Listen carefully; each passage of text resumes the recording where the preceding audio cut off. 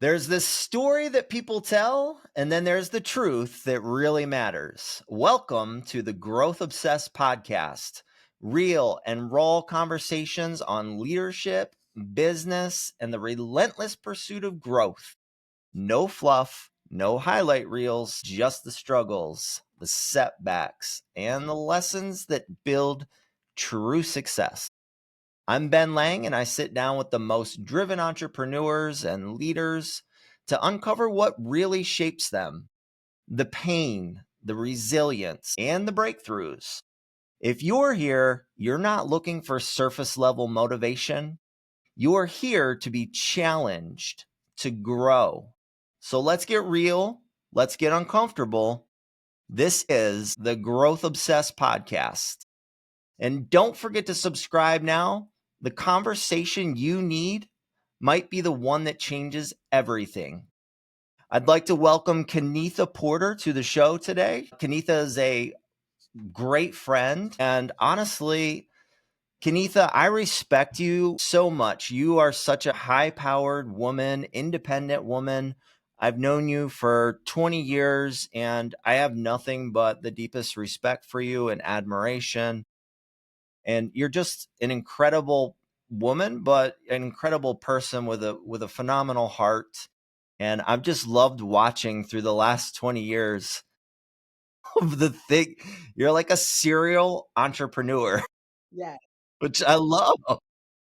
I mean, that's a good thing. I say that in a good way, right? But I'm so incredibly blessed to have you. Can you just kind of share a little bit about yourself, and then we'll dive right into questions? Yeah, definitely. So thank you so much, Ben, for having me. Yes, we have known each other. I was thinking about that earlier today. How long have we known each other? And it has been since about 20 years because the oldest ones were like wee little bits, right? And so we actually started our relationship off by you being our realtor and purchasing real estate, investment real estate. Well, first our one of our homes, and then helping us get into investing in property. And so, man, so that was the first thing. So you've seen me, invest in property. You've seen me get divorced and become a single mom, right? And then I don't know. There's so many different things that I've done since then. But I've owned a skincare company. I've owned a women organization, which I own now. And then we're moving into some great things. I'm an author, I'm a speaker. But yeah, you've seen my journey.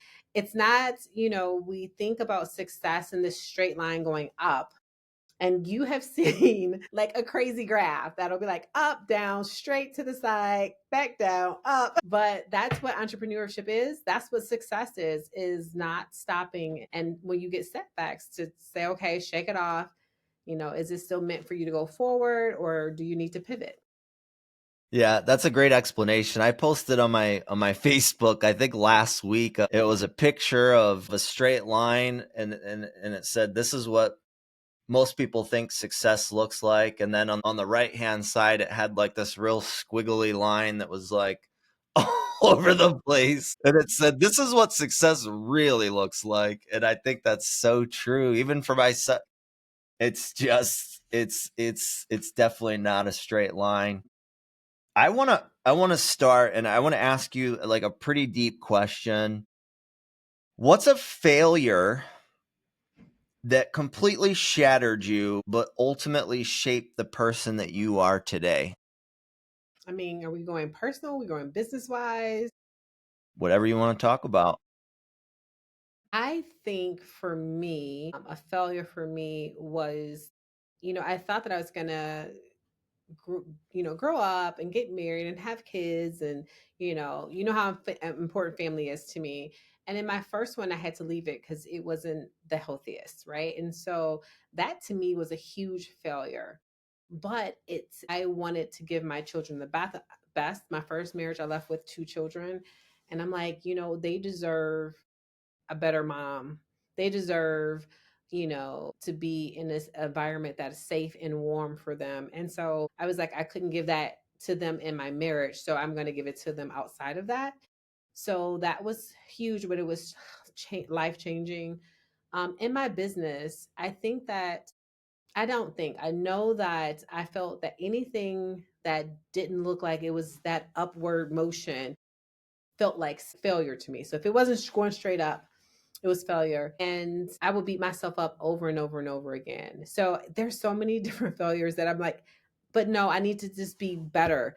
And you know me, I'm always in like, who can I get to coach me? What books can I read? How can I learn to be better? And I would say my whole career, me just going like this, every time I have a pivot, I'm like, okay, what do I learn? Who can I help coach me out of this? What books can I read? And that has changed me to constantly grow and evolve. And I think this wasn't a failure, but in 2020, I had a skincare company that I created myself with my own recipes. And I had been working that company for about three going on 4 years. COVID happened, and I'm like, okay, I'm gonna roll with all the punches. But I started a new company, which is Amour Women. And because I saw that there was a need for women to have community, especially business women. And that grew really fast. And so I had to close down my other business because I couldn't do both at the same time. And I want to bring my excellence in whatever I'm doing. And I can't give like half to each one. And I was devastated over that. And my oldest daughter, I'll never forget, she was like, Mom, I get it. That used to be you. But she says, I can't even picture you just making creams and oils and all this stuff anymore. You're so much more than that. So this new business is really who you are, like who you've become. And I was like that really helped me to be able to walk into that new life and leave that old life behind. Yeah, so what I heard, and that's why I love this show. I was with another guest earlier today, and he was saying how he suffered great loss with death, and that's when he like experienced the most growth in his life, and when he really, changed the trajectory of his career path when that tragedy hit. So it sounds like we're kind of in the same realm here, where when you fall down or take two steps back, that's when you're going to really have to really elevate your game and take a look at what you're doing, maybe, No, yeah, and re-strategize. But I think when you hit that friction, right, that's when the most personal growth happens. And you being the best version of yourself is what allows you to do all these great things that you've accomplished. Yeah, go ahead. I was going to say when that friction comes, this is, I thought being successful meant that you had to be super smart and well educated and have these college degrees and all the other stuff. And what I realized is that when these hard things come, you have a choice. You can either sit in them and allow it to defeat you, or you're going to rise above it. And in that moment, it shows whether you have the grit to be successful, right? And everyone has that choice when that happens. And it's not a lot of us that chooses to look at our own self to figure out, you know, I was in an abusive marriage, my first marriage. And I could have left there saying, oh my goodness, it's all of him, da da da. But no, it's not. There's something in me that stayed, regardless of what reason it was. Like I played a part in that. And so I had to look at that. And I said, you know what? That's what I attracted. Why did I attract that? That's so hard to look at and to look at what part I played when I'm already hurt and I feel abandoned and alone, like all of this stuff. But I was like, no, my kids deserve an amazing mom. And I have to look at that. So that's grit, I tell you, is what's the determining factor whether you're going to be successful or not. It's not about failures because we all fail, but it's about if we have that grit to get up and do better. I would 100% agree with that. I mean, I think it comes really success comes down to two things, and one being grit and the other being consistency, right? I think consistency is more important than really any talent that people could acquire, right? Just knowing what moves the needle and doing that every day, even when you don't feel like doing it or don't want to do it, but you do it anyway because Exactly. you're heading towards the end there. I mean, that was pretty personal, so thank you for sharing that. The fact that you got that vulnerable really says a lot too. On a different note, what's the hardest thing that you've ever had to face that no one else knows about? Like, just You and me, no one else knows about it. It was the hardest thing that you've ever had to face in your entire life. I don't there's a series of things. I would say growing up, I was dyslexic. I still am dyslexic today. I just know how to own it, and I have better tools now than I had when I was growing up. I had a skin disorder that was all over my face and in my scalp, and people would, laugh and say I had the Michael Jackson disease. From that, just basically always wanting to fix other people or help other people to the point where it hurt myself. I was saying yes to everyone else, trying to help fix everyone else, but I needed to to be able to take care of myself, and I didn't do that at times, to the point where, I've gotten divorced a couple of times and I had to kind of face myself in that. I've lost friendships.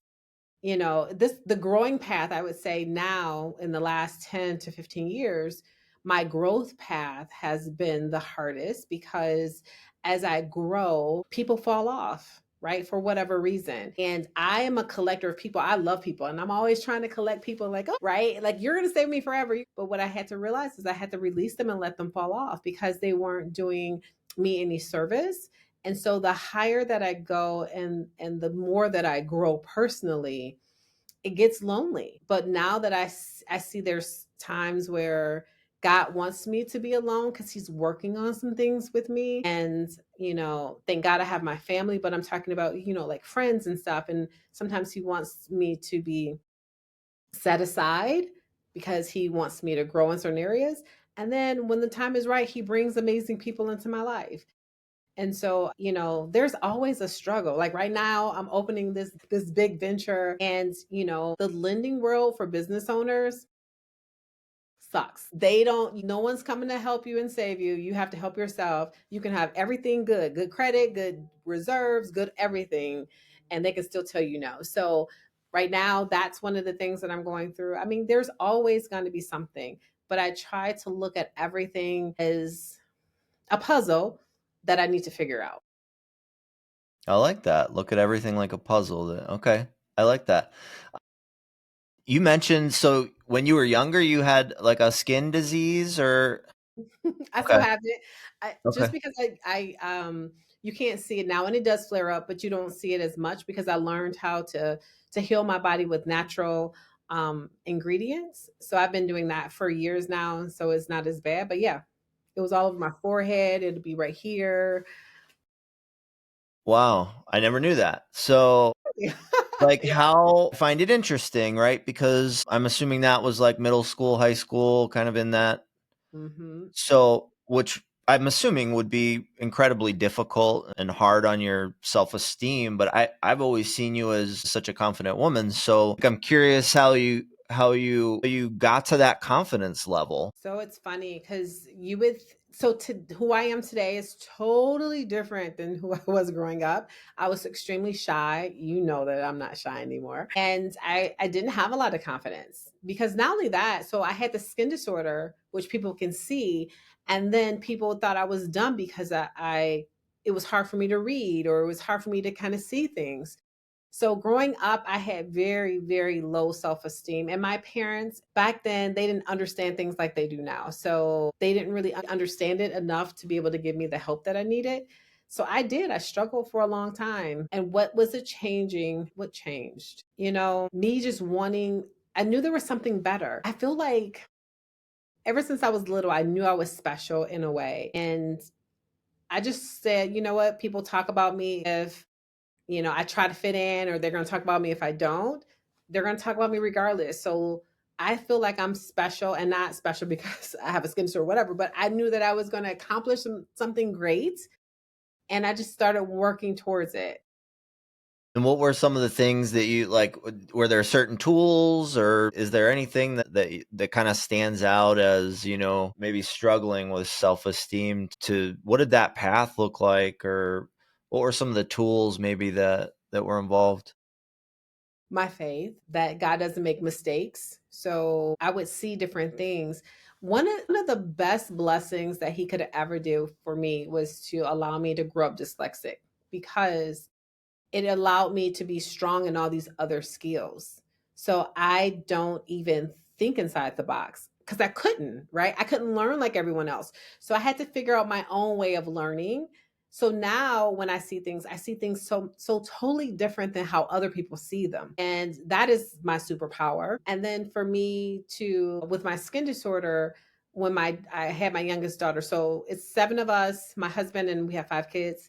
Out of seven of us, five of us have skin disorder. So my husband and two kids have eczema. I have seborrheic dermatitis, and my youngest, she has eczema, psoriasis, dermatitis, and vitiligo. So she hit the jackpot of skin disorders, and that's when I decided to create something natural because all the medicine that they were giving us was very harmful. To know that I created something that healed my family's skin, I was like, "Oh, man, like, people don't do that every day." You know what I mean? So and she I mean, she has the most confidence. She loves her she's like, "My mom created a skincare company just for me," right? So that's how she looks at it, but I just always just wanted to get better. I don't know what it was, what it's in me. I'm always trying to grow and get better. Like, right now, I'm always trying to get better at a hobby, learn something new, and then I'm getting ready to start doing an instrument. So I'm doing all of this, and I'm getting up at 4 in the morning so I can go swimming at 5 so I can be a better swimmer, right? I want to feed my family healthy fruits and vegetables, so I'm learning how to garden and be an herbalist.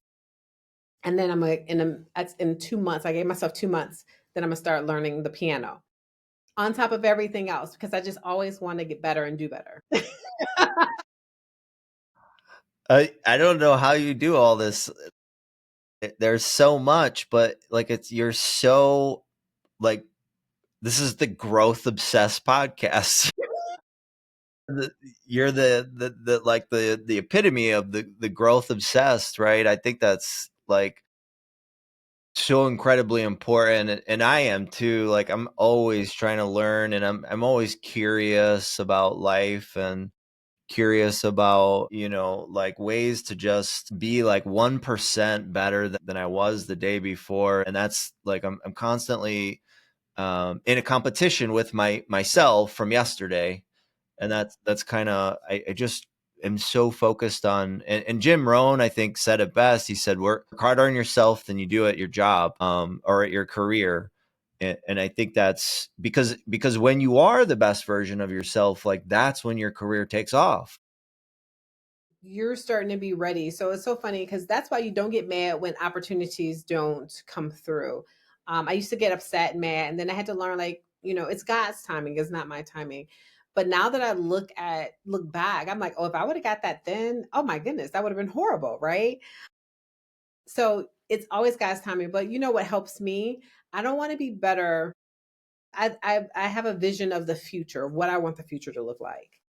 And in the future, I'm very family oriented. So I want to have great relationships with my kids and their spouses. I can't wait to become a grandma, and I want to be able to run and play with them. And I want to live a certain way. And so I have a big vision of what that looks like. And then I work my way backwards. So that's why I'm active. That's why, like, I'm swimming because I want to go take more vacations with the grandkids that are not even here yet. But I'm planning for that. So when we go on vacation, I need to be able to teach them how to swim. So I have to know how to swim. So I do the things I do today so I can have what I want to have in the future. And that's how I look at it. I love that. I love that. So you just reverse engineer it. So you've got the outcome that you're hoping, and your goals, and you've done some outcome based thinking. I'm sure you do a ton of visualization, and then you reverse engineer it and figure out what do I need to do along the journey to be the best version of myself for that future self. Yeah. Yes, exactly. Or even in my business, I want to incorporate my kids. Oh, I did this really cool thing with Chat GPT. I'll share it with you, but I want my kids to be incorporated in my business. I really love, what's the name of the brand? Estee Lauder.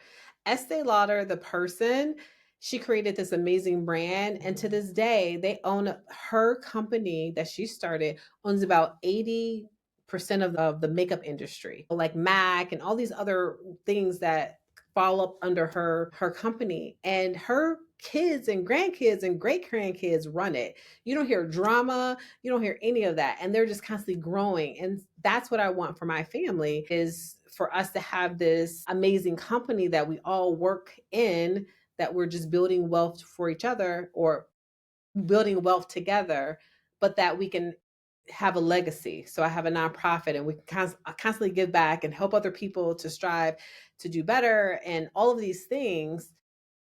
But it starts somewhere, and I'm the somewhere, or someone who's going to go somewhere. Yeah, so that legacy, that vision and that legacy, I'm sure if there's days when you don't feel like doing certain things, that legacy and that vision is what Pushes me to get pushes up you. at four Yes. o'clock in the morning so I can go swim. So when the alarm clock goes off every morning, yep, that's Yeah, and you have to know your life's vision. And that's what I try to talk to people about. What is your life vision? They're like, what? I can tell you my business vision. I mean, my, no, or mission or whatever. No. What's your like, what's the reason why you're here? And people are like, oh, because I'm a mom and I'm a wife. No, I mean, that's added, but God put you on this earth to do something that only you can do. What is that?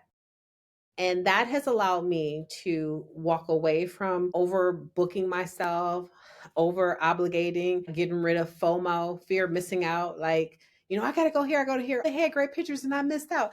I don't worry about missing out anymore, because I know the mission, my life's mission that God has for me.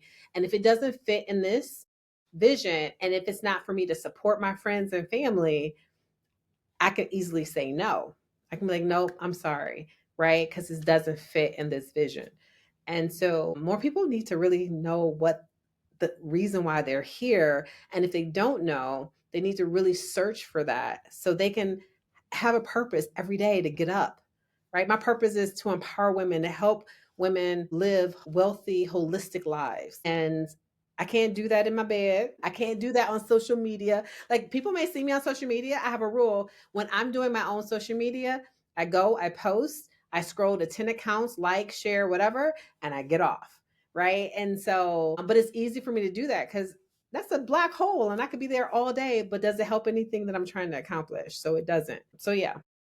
I like that. I mean, so you're living a purpose-driven life, and I think I would imagine a lot of people are failing to live that purpose-driven life where they really have done some introspection and some self-reflection to really dig deep and see what is that ultimate vision. Like, I think maybe a lot of people are just kind of going through the motions, right? And that introspection, that self-reflection, finding that purpose and then really living in that purpose-driven life is what really fuels, that drive and that hunger and ultimately leads to success. You've always been like empowered women. Does that go back to being in the abusive relationships, or does that tie back to that? Or I think I didn't want people to feel like I felt. I felt alone and isolated and not heard and misunderstood. I would always feel this way. And I wish that I had a connection. I wish that I had people who can, not just be around me, but actually see me and actually hear me. And I don't want other people to feel that way. And so I think that's where, like, all of you talk about the heartaches, like all of the heartaches along the way has fueled my passion. The reason why I'm here is to make sure that no one has to really walk alone. And if they do, that's a choice, but we're here. One of the things that you'll see, and I pride myself on, is that when you come into any of our events or around us, I always want to leave somebody making them feel better than when they first saw me or met me. And so if I give them a smile, a compliment, just making them feel warm and welcome. And that's how my staff is, and that's how my team is, and that's how my new space is going to be. Um, when you read First Kings and you hear about King Solomon, and King Solomon was a man who was a man of after God's own heart. And he's building this temple to worship and praise God. And he's building that. And he's also building his palace. And so Queen Sheba, she comes. Now she's wealthy in her own right. She's bringing him tons of like gold, like billions of dollars in gold and all these gifts. And she gets there and she's like, I needed to come see with my own eyes because this place is so beautiful. Even to your table settings, the way your workers are dressed. Like she's just like in awe of everything that she sees. And here's one royalty speaking about another royalty. And then she's just like, man, your staff must just absolutely love, like, because she can feel like God's love and she can see how beautiful it is, right? And that's what I'm creating in my space. They're going to be drawn in by the beauty of it, but then when they come in, they'll see God's love and God's care and acceptance, right? And so that's what I'm creating. You're such a visionary. You're such a visionary. Tell me about your website and your events that you have, and how can people find your events and your community? So amourwomen.com, which is AOUR, and then women, WOMEN.com. And we do quite a few things. So make sure you connect with us. I even have some books and some tools to help you connect with other people. We have events, and then we have newsletter. I just did a book tour. This is my copy of my book, by the way. I just did a book tour all last year, and then I'm going to start doing another book tour, and I have another book coming out. But I do speaking engagements everywhere. If you want to follow us, just go on our website. We also have a nonprofit if people want to donate or volunteer or give to.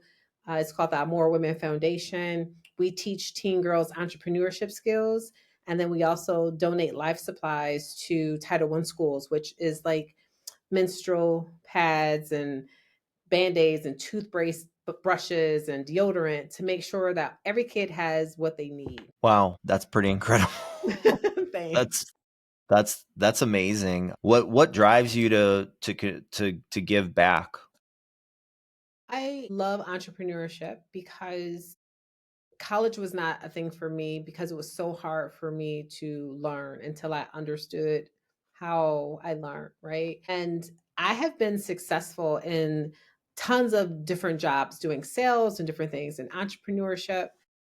And so to let but it's a hard journey. And I'm like, if I could teach teen girls at a young age the things that they need to know so they don't have to go through all the things that I had to or other women entrepreneurs had to go through, then they'll have a leg up. They can start a lot faster. And then they have people, mentors and things that they can look to and ask for because entrepreneurship can be lonely.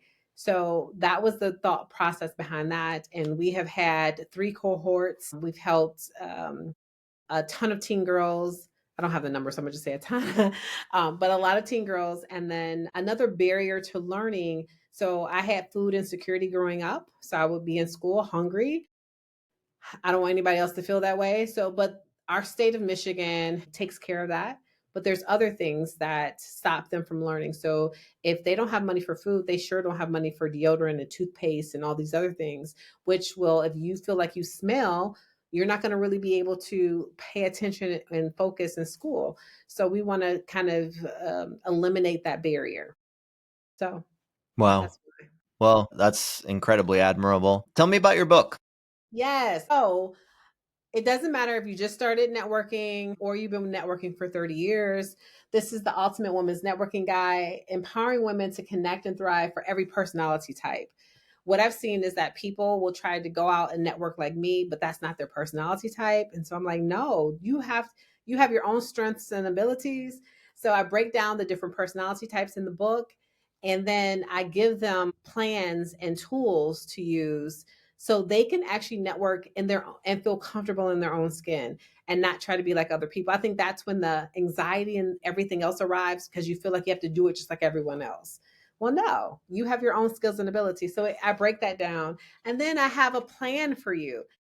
But the reason why this is so important and for me to come out with this first is because I have in networking, I have met the most amazing people that has enriched my life. We talk about human capital.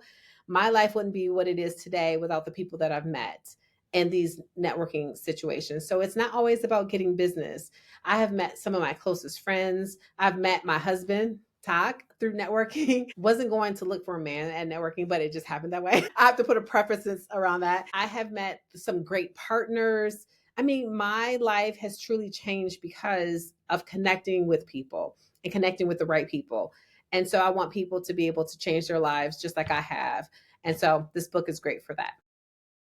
It sounds like it. It sounds like so it's a roadmap. So for someone like me who's an introvert, like you put me in a room full of people at a networking event, I'm gonna go hide in the corner. So I love that. So this is the thing. And when I do the training, so I just did a training for the city of East Point and Velocity Center for networking. And I tell people who are introverts to use their awkwardness to come in, and so you'll have the introvert, I mean, you'll have the extroverts in the middle, like because they're like chopping it up, right?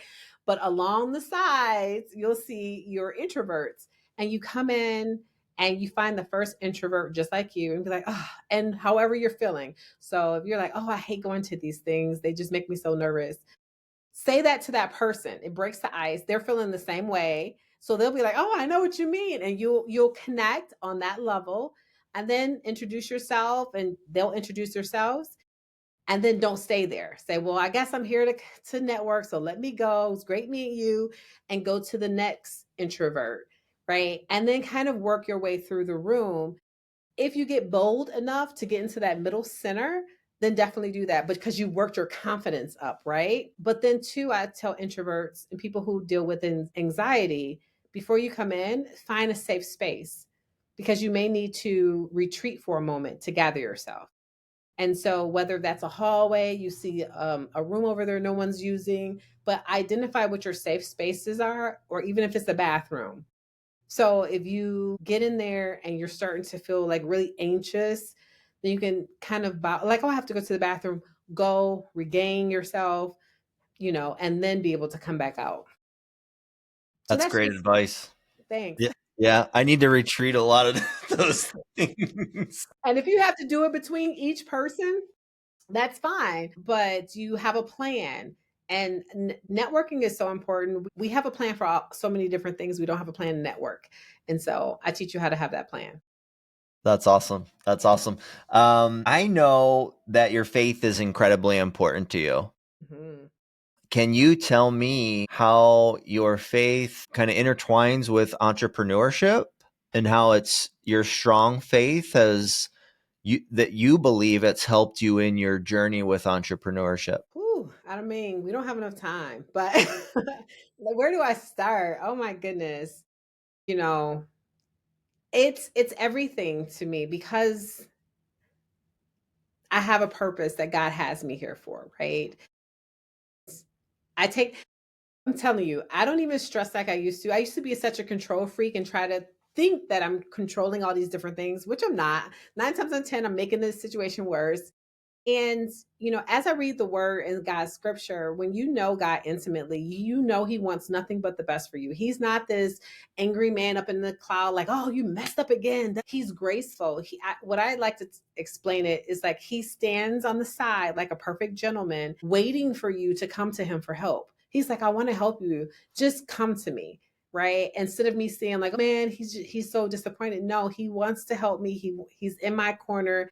He wants nothing but the best for me. I'm his child. And if I want nothing but the best for my children, right? And so he feels even more of that for me. And so I come to him with my situations and my burdens, and I'm like, give me wisdom on how to deal with the things that I can deal with, and the things I can't, you handle it. And I'm gonna just keep on going because I can't get bogged down on the things that I have no control over. So, but you have to know them, you have to be intimate, and you have to be in your word. The only way to get to know them is to read your word. And it's amazing. It's so funny. I was telling my husband the other day, I was like, oh my goodness, I was reading the word today. I was cracking up. He was like, wait, what? But God has a sense of humor. It's so crazy that he has a sense of humor. And but you just have to get in there and you have to study it. Like if I want an intimate relationship with my husband or my kids, I have to spend time with them. So if I want to have an intimate relationship with God, I have to spend time with him in the word and praying. Yeah, I think with the way that I kind of see where my faith has really helped me in my entrepreneurship journey and really in my recovery journey with addiction is that it allowed me to be more in the journey and kind of disassociate myself from the outcome. Mm, Just having trust, yeah. right? Trust that the outcome would be fair and be what would be right for me in my own life. and it just kind of helped me be in the moment a little bit more, Yeah. and not so incredibly attached to the outcome, and not so, I guess, like because we think it's that victim card thing. It's like we think the world is out to get us, or a lot of people do, right? But if you just kind of know that there's a plan, and everything is the way that it's supposed to be, right? And maybe something bad happened because you needed to learn a lesson, and that lesson is going to help you overcome something down the road that is going to be instrumental to your success. But you know what I'm saying? Like, these, like, it just, faith has been really helpful for me, not only in my recovery journey, but in the journey with entrepreneurship as well. Just having that trust, I love having that. that trust. That faith is everything. And you can't sit back and say, I believe and not work. Right. So you have Yeah, good point. to just come to me. Disclaimer. We gotta put a disclaimer on that. Exactly. You have to, you can't name it and claim it. You have to say, okay, God, I trust you and I'm starting to move. And this big venture that I'm doing now, oh my goodness, this is my first time doing it. And I didn't know what I was doing, but I was like, give me wisdom. Let me know, if I'm on the right path as I move. And I was making moves where I was scaring myself, like, oh, wow, I just did this. Okay. Well, what's next? Right. So you have to move and you have to work towards it. But I tell you, my faith, I don't understand how people can be entrepreneurs and don't have a strong faith game. Cause, like, man, it's a roller coaster. Well, Like, it kind of goes in circles. entrepreneurship is already very difficult. Yes. So without having that trust, I don't even know either. It would be it would be very difficult, extremely difficult. Tell me about your new venture, because I think it's such, like, a visionary thing. I don't know where you came up with it, or like where the idea came from, but I think it's super cool. So share with me, like, what is the vision for the new venture? Yes. So I'm opening up a luxury women only work share space in Troy, Michigan, right next to Somerset. That's going to be opening up in May. I'm super excited about that. And so I have something called the Amour method. And the Amour method is, I want women to be healthy financially, physically, mentally, spiritually, and relationally. And so to do that, there's certain things that you need to do, but you also need to be in community, so people can help you along the way or challenge you when you're not doing what you're supposed to do. Like, community is so important. And the idea came from me being members at all these different co-working spaces. I'm like, I don't like this.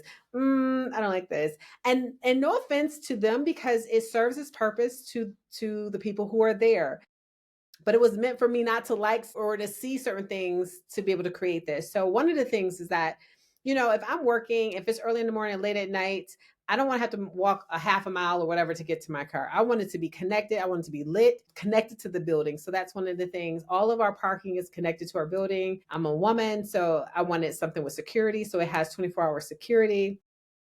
But this whole holistic life, it has a 24-hour gym. It has a private dining, cafeteria, TV lounge, game room, sleep pods, yoga prayer room, 9-hole putt golf, outdoor waterfall, and training facilities. Because most of the ladies who are in or who has offices in our space, they do trainings and put on different meetings and things of that nature. So we have everything there, and the things that we don't have there, I'm bringing in. So I've connected with a boutique dog place. So if you don't want your dog to sit at home every day, she'll meet you in the parking lot, pick up your dog, take care of your dog all day, and then you meet you back, and then you take your dog home. I have people come in doing facials and massages, all the things I have. So I'm so excited for it. Being a dog lover, I'm so glad that you added the doggy daycare. I think that's awesome.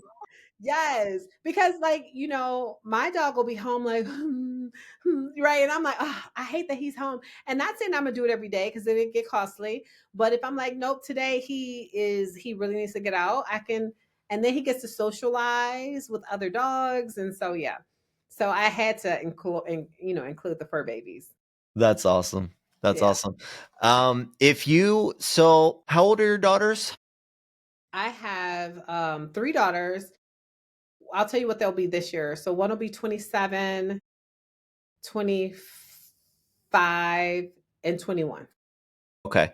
So the 21-year-olds, and you've already given advice to the 27 and 24-year-old, but in today's world, with the way that things are today, what kind of advice are you giving your 21-year-old daughter? Like, what are the real strong, like the three most important pieces of advice as she ventures out into the world? Okay, let's see. So, of course, faith is the hugest thing, trusting God. The second thing is trusting yourself, like be true to who you are. Don't change who you are for anyone. So be true to who you are. And the second one is for me to be bold, to just go for it because she's so amazing. Like all my kids are amazing. And but women tend to, so men can have half, no offense, half the qualifications and they're like, I'm gonna do it. Yeah, yeah. You guys have the confidence, right? And like I'm gonna just do it. You don't have to have all your ducks in a row. Well, women, we feel like we have to fit that position or that thing 100% and we have to be confident before we go for it. And what I've been telling her is I'm like, no, go for it, and she has been like really doing some amazing things. I'm so proud of all my kids. I'm so proud of her. But just to go boldly in the world and do what it is that you want to do. And don't doubt yourself. And you have the whole family behind you for support. So, That's good advice. So faith, lean on your faith, mhm, practice your faith, just do it, be bold. And what was the third thing? be true to yourself. Be true to yourself, your true authentic self. Yeah, those are really three incredibly important lessons. Now, if someone listening to this right now is like, well, I'm a woman and I'm in a W-2 job and I've been wanting to start a small business, like what's the advice? Whatever it is that you want to do, go for it. Do it while you're working though. Like a lot of people will quit their job and like want to do it. Like you have clientele when you're still working. You have income when you're working. You have clientele for your new people. Because once you quit your job, you're not in the world and you can't sell or do all the things that you need to do. You don't come in contact with people anymore, right? So keep on having, have your job, do it on the side and build that and see what it looks like and see if you even like doing it because sometimes we like doing things on our terms, so like just like, oh, I like doing this for people, but when you have to do it for them, that may be, you may be like, oh, I don't like to have to do it, I only like to do it when I want to do it, right? So test it out, and see what it is that you really like to do, and if you do, then start connecting with women organizations. Our organization is great. There's so many wonderful women organizations out there. I do love that. And then connect. And there's so many great coaches. I have a book coming out on coaches to teach people how to pick the right coach because it has to align with who you are. You can't pick someone who says this over here but doesn't align with you. So that's coming out soon. But I'm a coach. I love walking women through these things and helping them get to their goals. But there's amazing women out here. And if I'm not the person for you, I will definitely send you to the people who are, because I feel like it's enough for everyone, right? So I will definitely steer you in the right direction. I have some amazing friends in the space with coaching, with women groups. And so if you don't know where to start, reach out to me. But if you can figure it out on your own, don't do it alone. Be in a community. That's also very good advice. I'm curious. You said you have to pick a coach that aligns with you and your core values and who you are as a person. Now, I feel like a lot of people don't really know who they are, what their core values are. So, like, what's some exercises or resources to really dig into how do and my book is a lot about this too, like self-discovery, self-reflection, really, really spending time with yourself too, because we have all the social media, the Netflix, the Hulu, the blah, blah, blah. I don't know if people are really even spending time like with themselves and like meditation, prayer, spending the time to really get to understand themselves. Like what are some of the techniques, resources, tools, specifically for someone to really get in touch with who they are? So that's a good point. I feel like they keep us busy, our minds going on purpose. It's like a distraction. So there's a couple of different things that you can do. You can just start off by writing down like some of the things that's most important to you, because some people don't know where to start. But if you write down what's most important to you, that's a baseline to go off of, right? For me, I know I don't ever go into a space where I can't bring my full self, which I'm always going to be a mom, I'm always a wife. And so like if I have to kind of cut that off to do this over here and not incorporate my faith or my family, then that's not a space for me. Right. And so it could be something basic as that. But spending time with yourself can be difficult. So one of the things I loved in COVID, because COVID was a lot of tragedy, but it was a lot of blessings as well. I learned how to hike, and I started hiking almost on a daily basis.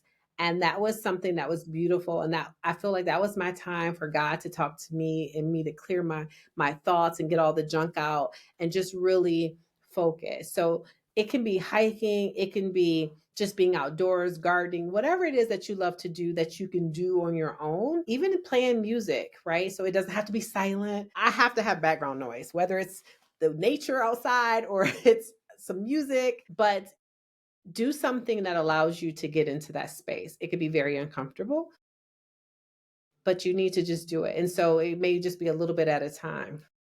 And then too, when you're looking for someone to help, even groups, even church groups, I know that, or coaches. So when I was looking for coaches a long time ago, I was following all these people wasting money. It was not a good fit. Then I found this woman named Danny Johnson. She's not a coach anymore. She retired. But her most important things was her family, her faith, and being healthier, right?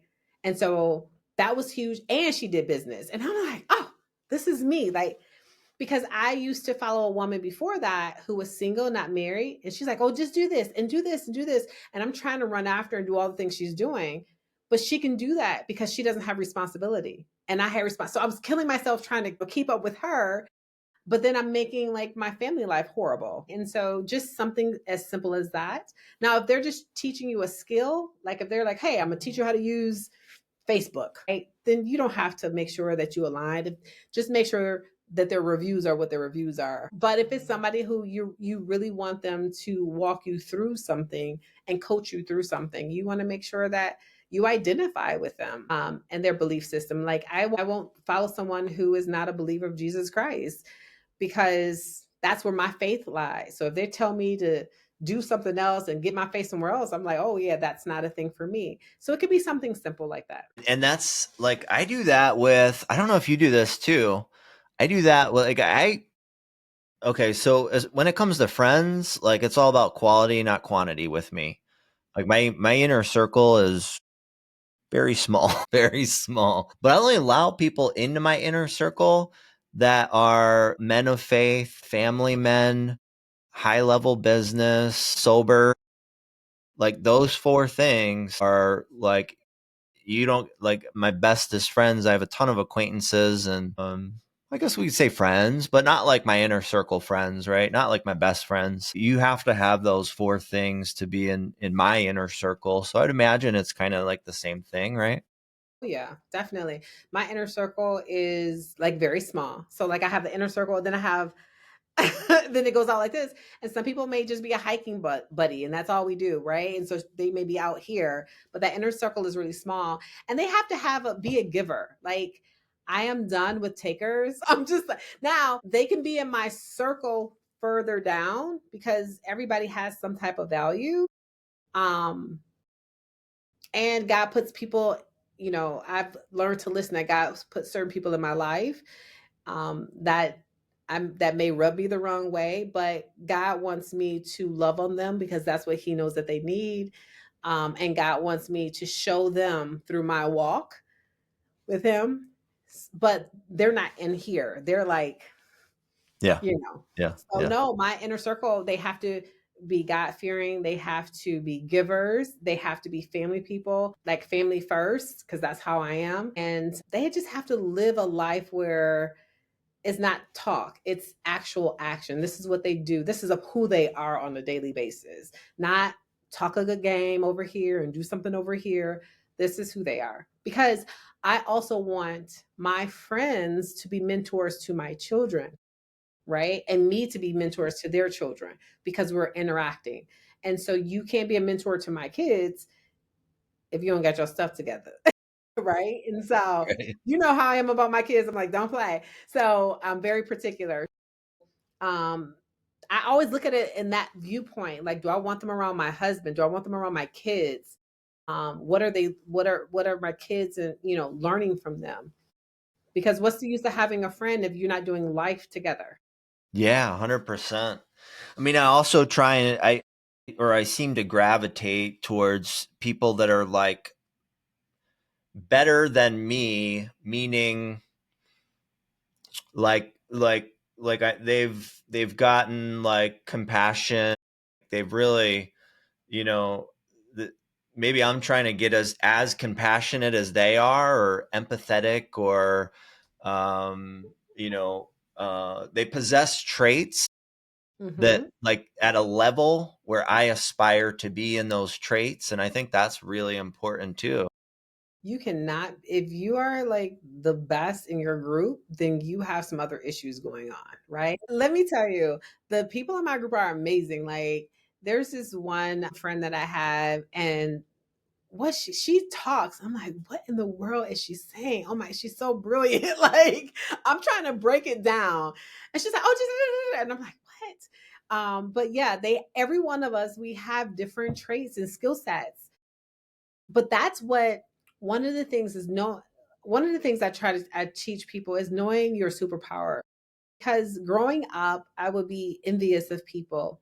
And that's not even who I am as a person, but it was a small, because I'll be 50 this year, so it was a small part of my life where I would be envious because I didn't feel the best about myself and I didn't know what my superpower was. But once I found out what my superpower was, I didn't feel like I had to compete with other people. I felt like, oh my goodness, this is what I'm great at. You're great at this. Oh, let's connect. You're great at that. Oh, let's connect. Right. And so I feel like people who love to compete, they don't really understand their true greatness, because if they did, they wouldn't feel like they needed to compete. So all me and my friends, we don't compete. We're just like, oh my goodness, you're so amazing. Oh my goodness, you know what I mean? And we celebrate each other. So all of them were, well, most of them were at my award ceremony. This is the award that I won today. That's awesome. What is that for again? So NABO is the National Association of Women Business Owners, and I won the Emerging Business Award. Congratulations. Thank you. You deserve it. Thank you. I You appreciate it. deserve it. You do. But they celebrate with me. They were there today. Most of them were there today. Tomorrow night, one of us is getting another award. So we'll be there to her. So it's like you want to win together, you want to celebrate together. And when you're having a difficult time, you want to be vulnerable and lean on each other. Yeah, 100%. 100%. Plus, I mean, if everyone in the group or the community, because I know you're big on community, and that's why I think we need a community, right?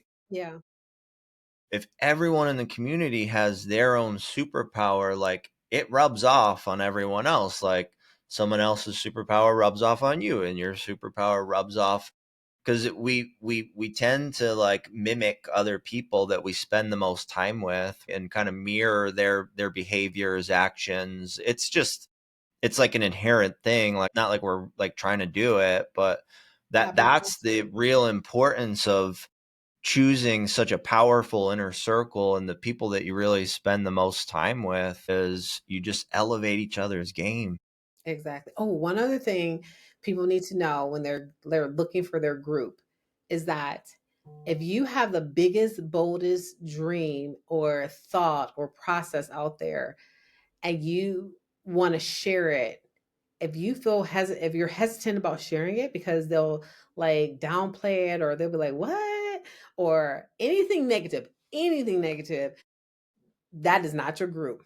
I can go to my group and say the craziest thing like, hey, you know what?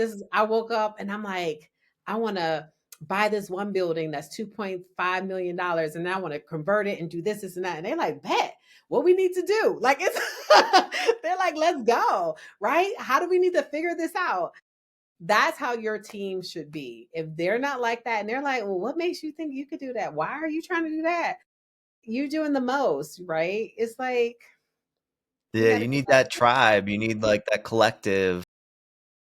But they all have to be, yes, they all have to be positive, and you have to be able to be positive as well on all other things. If there's any level of haterism, or what is it, envious, that relationship is only going to go so far.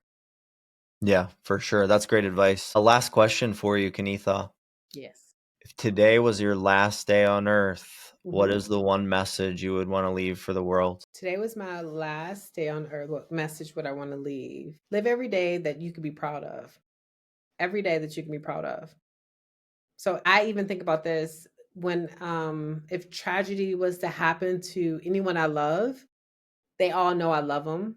They all know that I've spoke words of encouragement to them. I've left legacies that can follow on with my nonprofit, with my organization. So I mean, of course, I want to live forever because I got grandbabies to have, right? But if something was to happen today, I live my life in such a way that I have no regrets. Well, I would say, well, while making the world a better place, because you can have no regrets. You can just tell somebody off and be like, oh, okay, I'm done, right? So, but every day I try to make the world a better place. The people around me, my family, my friends, and in my organization. So if I leave today, I know I've done my part. Love it. Love it.